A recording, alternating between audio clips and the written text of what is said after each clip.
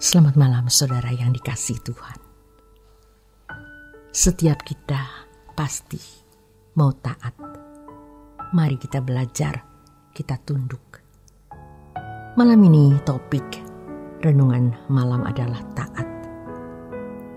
Dari Pendeta Dr. Erastus Sabdono bersama saya, Yohana Ibrahim. Banyak orang Kristen tidak mengerti bahwa keselamatan tidak dapat dialami dan dimiliki dengan mudah. Harus lewat sebuah perjuangan.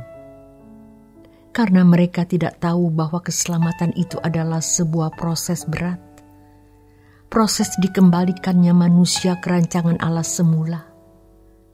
Itu berarti manusia harus menjadi sempurna seperti Bapa, menjadi manusia segambar dan serupa dengan Allah, sesuai dengan rancangan Allah semula ketika menciptakan manusia.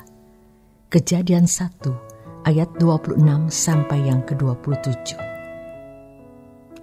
Kita bersyukur bahwa proses itu bisa kembali berlangsung karena Yesus memberi anugerah. Namun Yesus pun memperjuangkannya, hal itu bukan otomatis. Dalam Yohanes 1 ayat 14, firman Tuhan mengatakan, firman itu telah menjadi manusia dan diam di antara kita.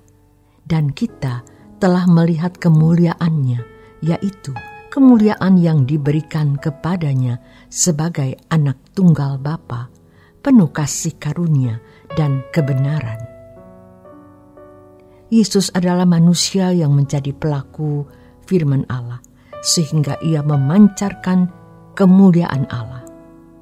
Kehidupan Yesus adalah kehidupan firman, tetapi untuk mencapai kehidupan mengenakan firman hingga sempurna, Yesus sendiri harus berjuang.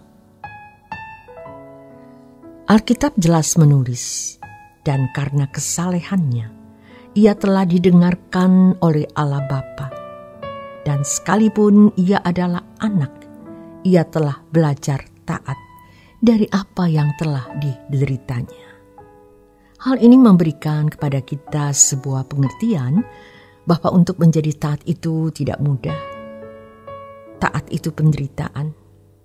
Jadi umat pilihan yang mendapat kesempatan untuk dikembalikan ke rancangan semula Allah harus belajar.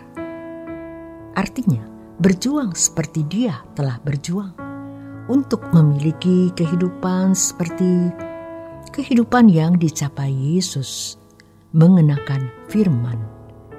Itulah sebabnya Yesus dikatakan sebagai pokok keselamatan. Kata sulung dalam Roma 8 ayat 28 itu jelas menunjukkan bahwa pergumulan yang dialami oleh Yesus juga pergumulan yang dialami orang percaya. Dengan kata lain, orang percaya harus mengalami pergumulan yang juga dialami oleh Yesus. Harus ditegaskan bahwa Yesus dalam segala hal disamakan dengan manusia. Jika tidak demikian, Yesus tidak bisa dikatakan yang sulung. Dikatakan sulung karena dia mengalami pergumulan sama seperti pergumulan yang dialami oleh orang percaya. Dengan keadaan ini, Yesus bisa merasakan apa yang dirasakan oleh manusia, sehingga ia menjadi imam besar dan dapat menolong orang yang ada dalam pergumulan. Kalau konsep ini salah dimengerti, maka kekristenan kita jadi berantakan.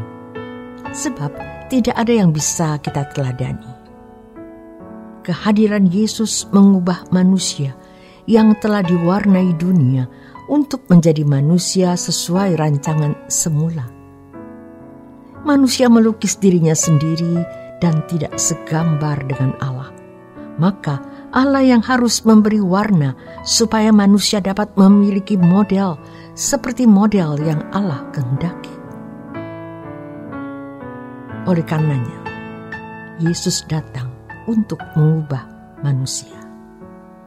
Wahyu 21 ayat 7 firman Tuhan mengatakan, "Barang siapa menang, ia akan memperoleh semuanya ini, dan aku akan menjadi Allahnya, dan ia akan menjadi anakku." Pernyataan Tuhan bahwa orang percaya harus menang menunjukkan adanya kemungkinan seseorang menang, tapi juga kalah. Secara tidak langsung dikemukakan adanya tuntutan terhadap orang percaya untuk memperebutkan kemenangan seperti Yesus memperebutkannya. Paulus juga mengatakan kepada Timotius, "Bertandinglah dalam pertandingan iman yang benar, dan rebutlah hidup yang kekal." Hidup kekal mesti direbut. Kemenangan yang diraih Yesus bukan anugerah, melainkan hasil ketaatan dalam perjuangannya. Pencobaan dari iblis untuk menggagalkan pencapaian hidupnya sebagai anak Allah yang menemukan kemuliaan Allah adalah supaya Yesus gagal dan tidak memikul dosa manusia. Maka ia ditawari dunia. Hal ini sama sebenarnya seperti ketika Tuhan memberi izin kepada setan untuk mencobai Ayub. Ayub bisa gagal. Nyatanya memang Ayub pada akhirnya minta maaf kepada Tuhan sampai dia berkata, "Kucabut semua perkataanku." Namun kemenangan Ayub terbukti ketika ia berkata, "Allah tahu jalanku. Kalau ia menguji aku akan muncul seperti emas." Saudara, apapun yang kita alami pasti dikontrol Allah. Namun dalam setiap keadaan kita harus taat. Ketaatan tanpa syarat.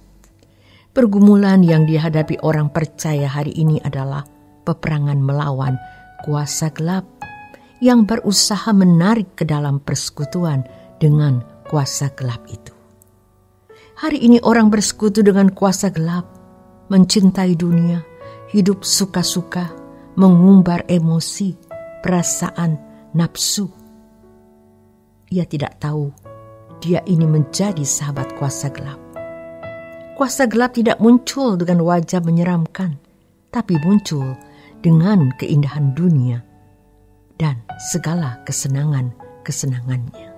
Kuasa gelap menggunakan keindahan dunia untuk memikat orang percaya agar orang percaya mengingini keindahan dunia dan terbelenggu. Iblis memakai berbagai media kuasa gelap untuk merusak cara berpikir orang percaya agar tidak memiliki cara berpikir anak Allah. Dibuat serupa dengan dunia supaya tidak serupa dengan Tuhan, tapi serupa dan kuasa gelap. Tetapi Tuhan yang murah hati masih memberi kesempatan. Kita harus selalu di dalam pimpinan Roh Kudus agar kita dapat melewati semua pergumulan itu dan menjadi pemenang. Harus selalu diingat bahwa kuasa gelap itu berusaha agar kita tidak dikembalikan ke rancangan semula Allah. Kita percaya Tuhan beserta dengan kita. Tuhan pasti menuntun kita. Dan hari ini kita mau mengambil keputusan untuk taat. Taat dan taat kepada Allah. Jangan menunda sebab kesempatan kita terbatas. Kemenangan yang diraih Yesus bukan anugerah, melainkan hasil ketaatan dalam perjuangannya. Terima kasih untuk kebersamaan Anda di Renungan Malam. Mari kita berjuang. Kita berjuang bersama. Tuhan Yesus memberkati.